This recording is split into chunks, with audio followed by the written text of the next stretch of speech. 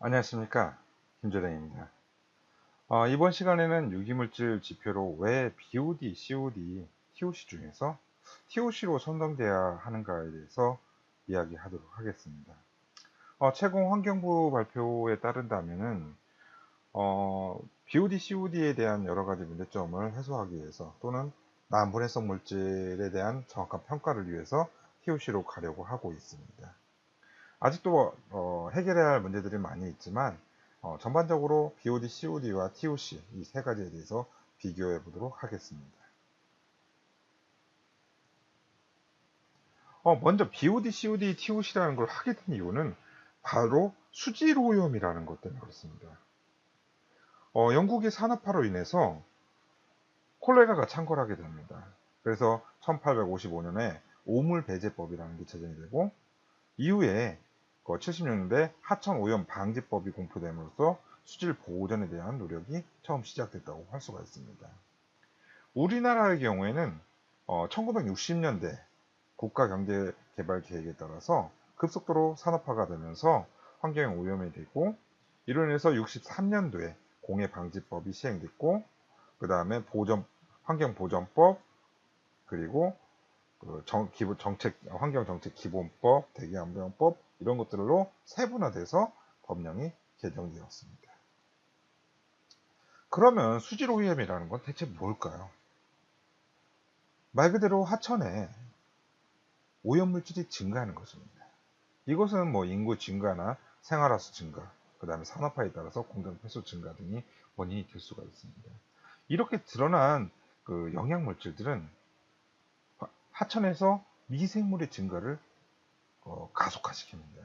그래서 먹이가 풍부해진 미생물들이 급속도로 성장하게 되고 이로 인해서 용존산소가 고갈되게 됩니다. 그래서 그 용존산소가 없게 되기 때문에 그걸 먹고 사는 물고기들이 폐쇄하게 되고 부패가 발생함으로써 수처리 비용들이 증가하게 되는 거죠. 따라서 이러한 것들을 정확하게 유기물질이 얼마나 오염되는지를 빨리 측정할 수 있는 방법이 필요하게 된 겁니다. 그로 인해서 그 미생물의 증가 원인을 찾아내고 총량 규제로서 수생물을 보호하고 수질을 유지할 수 있게 되는 것입니다. 그러면 우리는 이걸 궁금해할 수 있겠죠. 그 다양한 유기물질들을 어떻게 측정할 수 있을까요? 그러한 방법들에 대해서 오래전부터 연구해 왔던 겁니다. 그래서 가장 먼저 나왔던 게 생물학적 산소 요구량이죠. 최초의 유기물질 평가 방법이라고 할 수가 있습니다. 호기성 미생물을 일정 기간 동안에 20도에서 항온 수조에서나 그 항온기에서 배양을 하고 그동안에 소비되는 산소 양을 비교를 해서 오염의 정도를 파악하는 것입니다.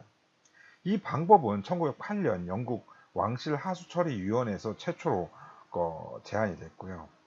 여러 가지 시험 방법이 있었다고 합니다. 이때 당시만 해도 하루짜리, 이틀짜리, 5일짜리, 10일짜리, 20일짜리 여러 가지 방법이 있었는데 1912년에 현재 5일짜리 BOD가 정립이 됩니다. 하지만 BOD에 한계점이 있었습니다. 농약 성분이나 생물학적 분해가 불가능한 것들은 측정하기 어려웠죠. 또한 유독물질이 있을 경우에는 미생물이 다 죽어버립니다. 따라서 BOD가 아주 낮은 결과가 나오는 거죠. 유기물질은 많이 있지만 BOD 값은 낮게 나오는 거예요. 그 다음에 암모니아 같은 무기물질에서 산소가 소비되는 경우가 있습니다. 그래서 정확한 데이터가 나오지 않게 되고요. 또한 우리가 알고 있는 것처럼 미생물이 정상 상태에서 계속 증가를 하게 되면 어느 시점, 즉 한 7, 8, 9일 정도 되면 질산화가 일어나게 됩니다. 미생물과 상관없이 질산화가 일어남에 따라서 산소 소비량은 급격하게 또 증가하게 되는 거죠. 이래서 불규칙한 측정 결과가 나올 수 있기 때문에 5일짜리 기준으로 BOD를 측정하게 된 겁니다. 하지만 BOD를 갖다 5일 동안 측정을 하다 보니까 문제가 발생한 겁니다. 오염이 돼서 측정을 해가지고 규제를 하려 했더니 벌써 5일이 흘러버린 겁니다. 그래서 단속할 수 있는 시간을 버려버리게 되는 거죠. 잊어버리게 되고 놓치게 되는 겁니다. 따라서 이거보다 빨리 할 수 있는 방법이 없을까라고 나온 게 화학적 산소 요구량입니다.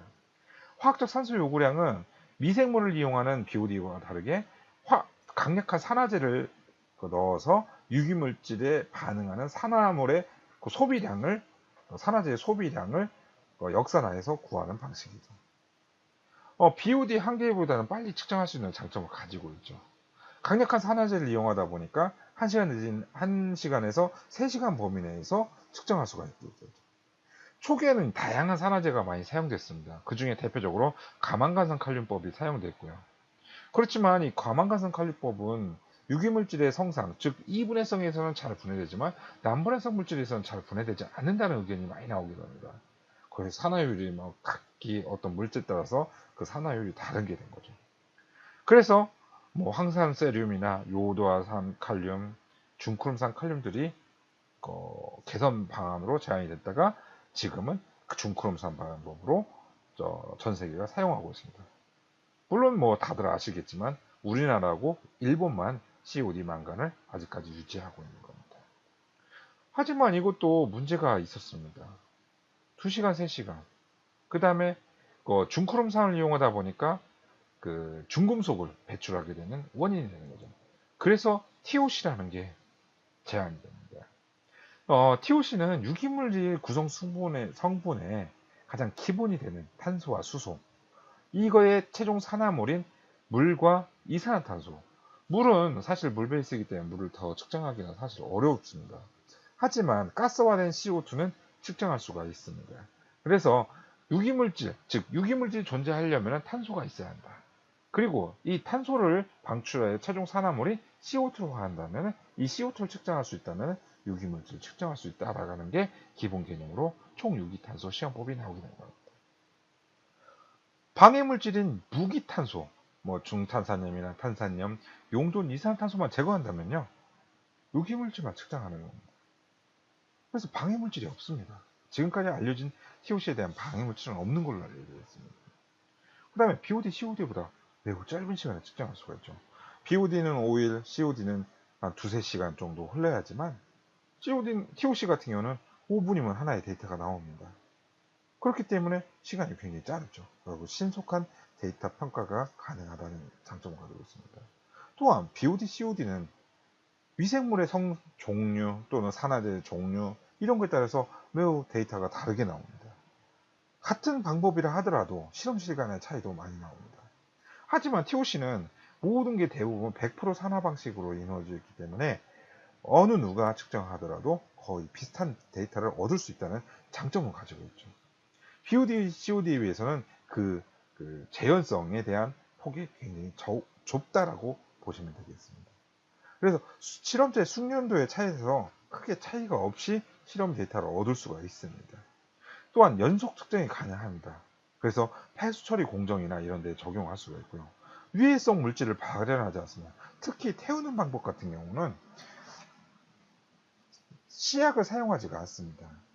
약간의 염산, 무기탄소를 제거하기 위해서 염산을 사용하지만 이것은 매우 미량이기 때문에 사실 가장 친환경적인 측정 방법이라고 할 수가 있습니다. 그래서 TOC는 기본적으로 유기물질의 총량을 측정하는 방법으로서 유기물질의 구성 성분인 탄소를 측정함으로써 유기물질의 함량을 추정하는 것입니다. 기본 측정 개념은 유기물질을 산화해서 최종 산화물인 이산화탄소를 발생시키고 이 이산화탄소를 측정함으로써 탄소량을 측정하는 것입니다. 그래서 산화율을 갖다가 각각 비교를 해보게 된다면 난분해성 물질, 이분해성 물질, 무기성 물질 등이 있다고 했을 때 우리가 타겟으로 하는 것은 난분해성 물질과 이분해성 유기물질입니다. 이때 BOD는 생물학적 분해가 가능한 이분해성과 난분해성 물질 일부를 측정하게 되죠. 그 다음에 질산화해 같은 거에 의해서 무기성 물질도 방해 물질의 영향을 받게 되는 거죠. 그 다음에 COD 같은 경우는 화학적 산화가 가능한 물질, 그 다음에 화학적 산화가 가능한 방해 물질도 측정하게 되는 거죠. 망간이라든지 철분이라든지 이런 것들에 의해서 방해를 받을 수가 있습니다. 특히 난분해성 같은 건 상당히 낮게 나오는 경우가 많죠. 하지만 TOC 같은 경우는 방해 물질이 없이 난분해성 물질인지 이분해성 물질인지 가리지 않고 모두 측정해서 우리가 원하는 결과를 얻을 수 있다는 장점을 가지고 있습니다. 각각의 시험법을 갖다 비교를 해보면은 스탠다드 메소드에서 자료를 참고했는데요. 크롬법 같은 경우는 지금 만간법이 사용되고 있지 않기 때문에 크롬법을 기준으로 했습니다. BOD 같은 경우는 2에서 8ppm 범위 내로 측정을 해야 합니다. 즉 고농도가 있다면 굉장히 희석을 많이 해야 하는 거죠. 희석을 잘못하게 되면 그 데이터 또한 달라질 수가 있습니다. 1000배, 2000배 하게 된다면 그 차이가 크죠. 최소 검출 한계도 2ppm입니다. 2ppm 이하는 측정하는데 데이터의 재현성이 굉장히 떨어지죠. 그 다음에 측정 결과에서도 200ppm 정도, 즉 198ppm 정도를 가지고 측정했을 때 플러스 마이너스 30ppm 정도 나옵니다. 이렇게 넓은 범위를 가지고 있기 때문에 사실은 그 결과에 따라서 다양한 그 수치가 나올 수가 있는 것입니다. 독성물질 같은 경우도 영향을 받고요. 초기 미생물 수가 몇 마리가 있느냐에 따라서도 BOD 데이터는 달라질 수가 있습니다. 크롬법 같은 경우는 보통 50ppm 이상을 측정하거나 그 5에서 50ppm 이하 그 두 가지 분류로 나누는데요. 염분의 영향을 받을 수가 있습니다. 그래서 염분이 100mg 이상이 있을 경우에는 알칼리법이나 이런 것들을 이용하도록 하고 있습니다. 철염이나 황화암은 질산염에 의해서 방해를 받을 수가 있죠. 하지만 TOC는 약 10ppm 이하, 4ppm 이하까지도 측정할 수 있다고 하는데요. 어떤 제품은 0.5ppm까지도 측정할 수 있다고 합니다. 그 이상으로 1000ppm, 2000ppm도 측정이 가능하죠. 대부분의 장비들은 한 1000ppm까지는 다이렉트로 측정할 수 있습니다. 여과하지 않는 시료 같은 경우도 재현성이 5에서 10%밖에 차이가 나지 않습니다. 같은 실험자가 여러 번 실험하더라도 2.7% 정도, 다른 사람들끼리 하더라도 4.4% 정도밖에 편차가 나오지 않는다고 하고 있습니다. 습식산화봉급은 조금 더 크긴 하지만 그래도 10% 미만으로 아주 좋은 결과를 나타내고 있고요. 물론 앞에 장에서 말씀드린 것처럼 무기탄소에 대한 잔류 외에는 현재 알려진 방해물질이 없다라고 알려져 있습니다. 보시는 것처럼 그 BOD, COD, TOC를 갖다 사로 많이 비유를 하는데요. 보시는 것처럼 글루코스나 락토스, 아세트산, 프릭티스, 뷰트릭산 같은 경우를 이론값으로 이론적 산소 요구량 DOD를 갖다가 하게 된 100ppm으로 가정을 했을 때 COD 크롬 같으면은 94.5, 97.0, 88.9, 90.8, 95.1, 90.5 그래서 평균 한 92% 정도가 나오는데요. 만간법으로 이걸 만약에 분석한다면 52%, 52.7, 56.7, 4, 0.9, 55, 5.5, 죄송합니다. 3.1, 3.6, 평균 20%밖에 안 됩니다. 보시는 것처럼 아세트산이나 페데닉산 같은 경우는 거의 검출하지 없다는 겁니다. 만약에 이걸 TOC로 측정하게 된다면 글루코스는 37.5, 64.3, 37.5, 32.1, 28.1, 31.6 이 정도로 나옵니다. 물론 비율로 본다면 한 2.6배 정도가 차이가 나죠. COD와 크롬법으로 본다면 4.5배 정도가 차이 나는 걸로 나오고 있습니다. 데이터 차이로는. 물론 이건 아세트산이나 프로티산이나 이건 완전히 분해가 되지 않는 만간법 같은 경우는 이런 물질이 나왔을 때는 거의 분해하지 못하기 때문에 만간법 같은 경우는 이런 때는 특히나 그 데이터의 신뢰도가 많이 떨어지게 되는 것입니다. 지금 보시는 것처럼 그 만간법에 대해서 사실은 그 많은 우려를 하고 있습니다. 그래서 크롬법에 대해서 외국에서 많이 사용하고 있고요. 그런데 크롬법에 대해서는 문제가 중크롬이라는 그 중금속 유해물질을 발견한다는 단점을 가지고 있어서 TOC로 많이 가려고 하고 있습니다. 물론 BOD, COD도 각각의 의미 있는 결과를 나타내고 있습니다. 산소 소비량을 알 수 있다든지 화학적으로 산화할 수 있는 양을 측정할 수 있다는 겁니다. 하지만 TOC 같은 경우는 유기물질 총량, 즉 장기간에 걸쳐서 배출되는 오염물질에 대해서 종합적으로 평균을 측정할 수 있는 가장 효율적인 방법이라는 게 지금까지 많이 알려진 견해입니다. 이러한 것을 바탕으로 해서 아마도 환경부에서는 그 유기물질 지표를 TOC로 변경하려고 하는 것이 아닐까라고 추정하고 있습니다. 이번 시간은 BOD, COD, TOC에 대해서 비교를 해봤습니다.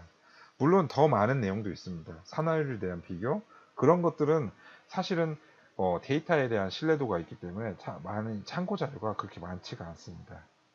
많은 논문들이 나와 있지만 제가 객관적으로 판단했을 때는 약간 좀 의심스러운 데이터들이 많이 있기 때문에 제 발표 내용이 있지는 않았습니다. 차후에 좋은 논문이 있거나 자료가 있으면 다시 설명을 드리도록 하겠습니다.